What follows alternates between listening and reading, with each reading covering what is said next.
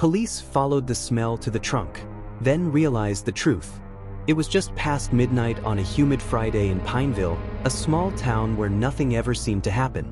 The kind of place with one diner, one gas station, and too many secrets buried beneath cracked asphalt. Officer Daniel Rourke had just finished his coffee when the call came over dispatch. Report of a foul odor at the Shell on Route 19. Caller requests police presence. He almost ignored it. Gas stations always smelled like something: diesel, garbage, maybe a dead raccoon. But there was something in the caller's voice, something that made him take it seriously. When Rourke pulled into the lot, the fluorescent lights buzzed overhead, throwing cold light across the pavement slick with summer humidity. The clerk, a nervous teenager in a red polo, stood outside by pump number 6, pointing toward a tan sedan parked just beyond the air pump. "It's been there since I don't know, noon," the kid stammered. "I thought someone left it. But then," he gagged slightly, covering his nose, "it started smelling bad." Rourke stepped closer. The scent hit him hard, heavy, rotten, unmistakable. It wasn't just trash. It was decay. He'd smelled it once before, years ago, at a crash site outside town. His chest tightened as he radioed dispatch. "This is Unit 23. I've got a possible DOA. Requesting backup and coroner." He circled the car slowly. The windows were tinted dark, too dark for a small-town ride. A single fly buzzed near the trunk seam. The license plate was from 2 counties over. And then he saw it, the faint streak of something brownish-red leaking from beneath the bumper. Backup arrived 10 minutes later.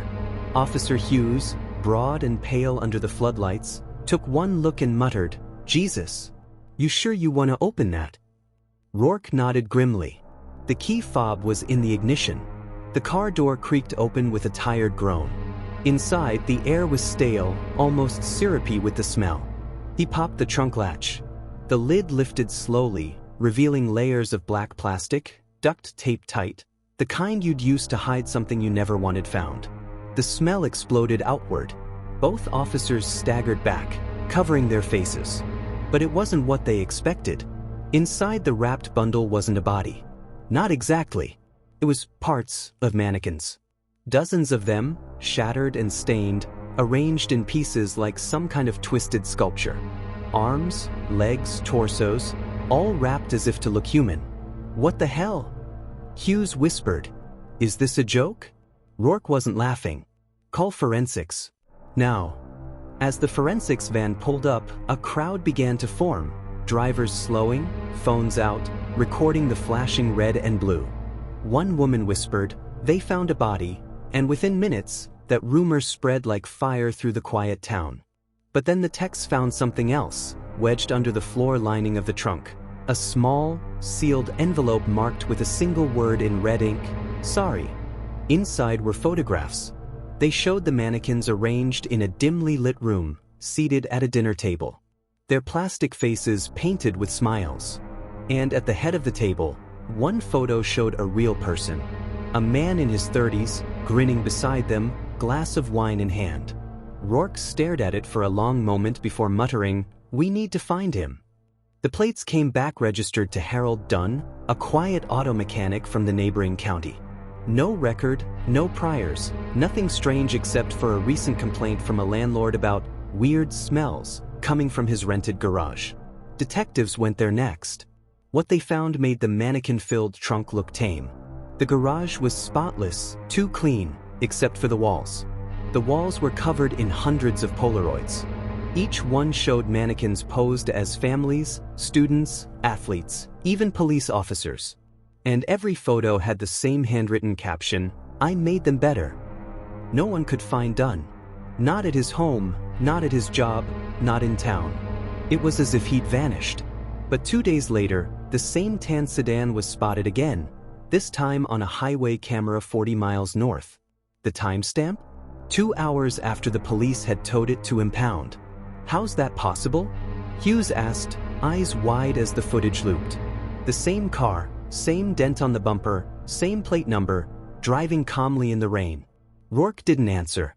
He just stared at the footage as something dawned on him. In the driver's seat, faintly visible through the fogged glass, was a figure wearing a mannequin's head. He felt his stomach drop. The car disappeared from frame, merging onto the interstate. And just as the footage cut out, one last frame flickered across the screen. A single word, scratched into the camera lens like a warning. "Sorry." Rourke turned off the monitor, realizing the truth. Whatever Harold Dunn had been doing, it wasn't over. The next morning, dispatch received a call from another small-town gas station, 50 miles away. The caller said they smelled something strange coming from a parked car near pump number 6. By sunrise, the small town of Pineville was no longer quiet. News vans lined the main road, drones buzzed over the gas station, and reporters whispered through rain-soaked microphones about the trunk case. Officer Daniel Rourke hadn't slept. He sat in his unmarked cruiser, staring at the dash cam footage for the 100th time. The timestamp didn't lie. The tan sedan had moved after being towed. Impossible unless someone inside the department had access to it. When the coroner examined the mannequins, something new emerged. Beneath one of the plastic torsos, sealed inside the duct tape, they found something horrifyingly real, a strip of human skin. Just one, about 6 inches long, marked by a small tattoo, a clock without hands. Rourke's stomach churned. He'd seen that tattoo once before, on the missing persons flyer for a local man named Eli Parks, a delivery driver who vanished 6 months earlier after dropping off packages on Route 19. His truck had been found abandoned near Dunn's garage. Detectives immediately issued a search warrant for Harold Dunn's house. The place was a modest, beige single-story home on the outskirts of town, surrounded by overgrown hedges and rusted car parts. Inside, the air was thick with mildew and chemical cleaner. On the kitchen counter, they found another envelope, labeled "Dinner Guests." Inside were receipts, dozens of them, from thrift stores, craft shops, and one name that stood out, Ace Plastics Company. The same company that manufactured mannequin parts for department stores.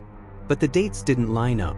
The last purchase was made 2 days after Dunn disappeared, meaning someone else was using his name.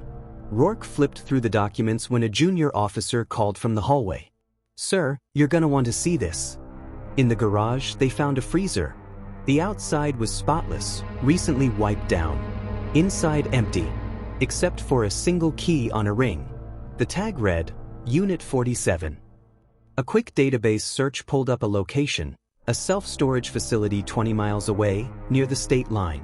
Rourke and Hughes drove there in silence, the hum of the engine the only sound between them. The storage manager, a thin man with nicotine-stained fingers, met them at the gate. "Unit 47? Yeah, a guy who rented that was quiet, paid in cash. Always came after midnight." They approached the unit, the metal door streaked with rust. Rourke slid the key into the lock. It turned easily. When the door rolled up, cold air spilled out. Inside, the walls were lined with mannequins again, but these were different. They weren't painted or dressed. They were hollow, translucent. Each one had a name tag taped to its chest. Eli. Mark. June. Harris. Every single one matched a missing person from the last 2 years across 3 neighboring counties. Rourke stepped closer and noticed something else. Inside each mannequin was a folded photograph, a picture of the missing person smiling, alive. Why would he do this? Hughes whispered. Rourke shook his head slowly. He wasn't preserving them.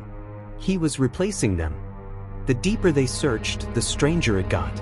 On a small desk in the corner sat a half-burned notebook. The first page read, "They told me I wasn't enough. So I built better people. Perfect, silent, and loyal." Another page. "The smell is the soul leaving. I can't throw them away. Not yet."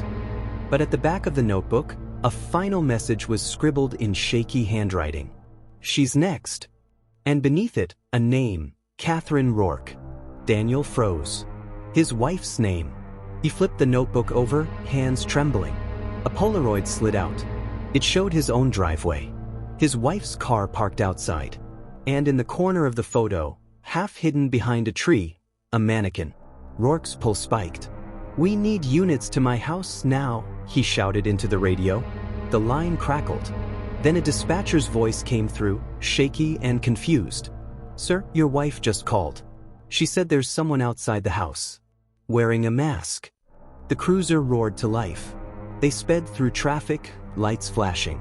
Rain hammered the windshield as they cut through the back roads toward Rourke's home. Every second felt longer than the last. When they arrived, the front door was open. The porch light flickered weakly. Inside, the living room was empty, except for a faint smell. That same sickly sweet odor. "Catherine!" Rourke called out, running through the house. No answer. He turned the corner toward the garage. The door creaked open. Inside, his wife stood frozen, pale, clutching a kitchen knife. "He was here," she whispered. "I saw him through the window. He was standing in the rain, staring. And then, he was gone." Rourke scanned the yard through the window. Nothing. Only darkness and the sound of distant thunder. But then his flashlight caught something glinting near the fence. A small plastic arm, detached, lying in the mud. He stepped closer and found a note pinned to it with a safety pin. The handwriting was the same as in the notebook. "Sorry. I needed another model." The radio on his shoulder crackled again. "Officer Rourke, we just got another call. Another gas station. Same smell. Another tan sedan." Rourke stared into the darkness, rain dripping off his uniform. It wasn't just Dunn anymore. Someone else had taken his place. Someone who knew exactly where to look next. And this time, the trail didn't just lead to a trunk. It led straight into Rourke's life. The storm didn't stop that night. Rain poured down in heavy curtains as if the sky itself wanted to wash away the stench that had haunted Pineville for weeks. But no matter how much it rained, nothing could wash out the smell. It was in the air, in the walls, and now, in Officer Daniel Rourke's mind. By dawn, the story had gone national. Headlines screamed, "The Mannequin Murders," and "The Collector." But Dunn, or whoever had become him, was still out there. And with every new report came the same haunting detail. A car abandoned, a smell, and that single word left behind: sorry. Rourke sat in the precinct briefing room, staring at the evidence board. It was covered in photos, mannequins, missing persons, and now one new addition: a blurry CCTV still from a gas station 50 miles north. It showed a figure in a hooded raincoat standing beside a tan sedan. The face was obscured, but the posture, the stance, looked familiar. Too familiar. Chief Wallace slammed a folder on the table. "We got another call overnight. Same pattern. Smell, trunk, nothing inside but plastic and a note. Except this time, he slid a photo across the table. The photo showed the note pinned to the back seat. "You never finished my model." Rourke's chest tightened. "What does that mean?" "Whoever's doing this," Wallace said, "they're not just continuing Dunn's work. They're improving it." Forensics found partial prints on the latest mannequin arm. Not Dunn's. Not Rourke's. Someone else's. And the match that came back stunned them: Catherine Rourke. Rourke's wife. "Impossible," Rourke muttered, pushing back from the table. "She's terrified of this man. She..." "Daniel," Wallace interrupted, lowering his voice, "we found Dunn's camera equipment in your wife's garage. She's been filming something." Rourke didn't wait for a warrant. He was already in his car before the chief finished the sentence. The drive home blurred past in flashes of lightning and wailing sirens. When he pulled into the driveway, the house was dark except for one flickering light: the basement. The air was cold as he descended the steps. A camera tripod stood in the middle of the room, surrounded by mannequin torsos and mannequin heads, all painted with faces that looked eerily familiar. His own. Everywhere he looked, there were recreations of him. Mannequin after mannequin, each one closer to perfect. His expression, his posture, even his old police badge molded in plastic. "Catherine," he called out. His voice cracked. From the corner of the room came a quiet sound, a sob. She sat in a chair, trembling, hands covered in paint. "They told me I could fix him," she whispered. "They told me if I finished his work, it would stop." Rourke knelt beside her. "Who told you that?" She lifted her eyes slowly, unfocused, haunted. "Harold. He's not dead, Daniel. He's never been dead. Talks to me. Through them." She pointed toward the mannequins. He says they remember everything we do wrong. Rourke's heart pounded. He looked around the room again. Every mannequin head was turned toward them, all identical, all smiling. He grabbed her by the shoulders. Listen to me, Catherine. You didn't do this. Dunn manipulated you. We can stop him. But before she could answer, something heavy creaked upstairs. The sound of a door opening. Rourke drew his weapon and moved up the stairs. Police. Show yourself. The living room light flickered on, then off again. The front door was ajar, rain blowing in. A shape moved past the window, tall, thin, wearing a dark coat. Rourke ran outside, the cold rain hitting his face.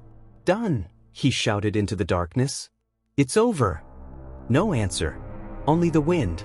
Then, from the edge of the yard, a voice, soft, almost polite. I told you, officer. I'm not done anymore. The figure stepped into the light. The face was hidden behind a mannequin's head, pale, expressionless, and eerily human. The plastic shimmered with water droplets, and beneath the neck seam, Rourke could see skin, real, sweating, alive. He raised his gun. Take it off. Now. The figure tilted its head. Do you really want to see what's underneath? It stepped closer. Rourke fired once, the sound echoing through the night. The figure stumbled but didn't fall. Instead, it reached up and slowly pulled off the mannequin mask. For a split second, Rourke froze. It wasn't Dunn. It was himself. His own face staring back, sculpted to perfection, painted over living skin. He fired again. The figure dropped. Rain pooled around its body, mixing with paint and blood. Rourke approached, shaking. But when he knelt beside it, the body was already changing, the paint washing off to reveal something else. A different face. Not his. Not Dunn's. Someone new. Someone they'd never seen before. Back in the house, Catherine screamed. Rourke ran inside to find the mannequins collapsing one by one, their hollow bodies breaking apart. Inside each torso, sealed in plastic, were fragments, clippings of newspaper articles, police photos, even DNA reports. Each one labeled in red marker, model complete. And at the very bottom of the pile, one final note. Perfection is never finished. It just changes faces. The next morning, the rain stopped. Reporters gathered outside as the forensics team cleared the property. Chief Wallace stood beside Rourke, who hadn't said a word since. They found another trunk, Wallace muttered. In it, another mannequin. This one looked like her. Rourke turned away, staring down the road where the tan sedan once drove into the fog. The smell of rot lingered faintly in the breeze. Somewhere out there, the collector still existed. Not Dunn, not Rourke, not anyone they could name. Just a shadow wearing a new face. And on the local news that evening, as cameras rolled outside the crime scene, one viewer noticed something strange in the background. A figure standing still behind the caution tape. Motionless. Plastic-like.